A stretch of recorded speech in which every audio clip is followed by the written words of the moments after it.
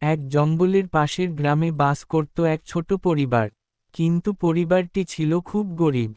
তাদের দুবেলা দুমুঠো ভাতও জুটত না। তারা খুব কষ্টে দিনগুলো কাটছিল। পুটির বাবা, শুনছো কালকে খাওয়ার জন্য কিছুই নেই। কিছু একটা ব্যবস্থা করো। পুটির মা, আমি দেখতেছি কিছু ব্যবস্থা করতে পারি কি না। তখন পুটির বাবা হাঁটতে হাঁটতে এক জঙ্গলে পৌঁছে যায়। জঙ্গলের ভিতরে ঢুকে দেখতে পায় একটা বিশাল বড় গুহা। আর গুহার উপরে একটা বিশাল বড় পাখি। তখন পাখিটি বলল, কে তুমি? এখানে কেন এসেছ?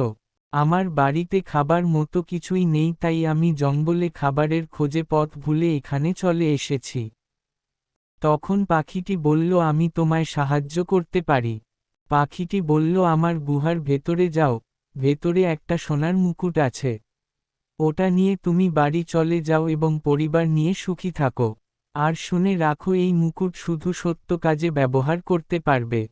ধন্যবাদ পাখি ভাই, তোমার এই ঋণ আমি কখনো ভুলতে পারবো না। তখন পুটির বাবা বাড়ি চলে আসে এবং তারা সুখে দিন কাটাতে লাগলো।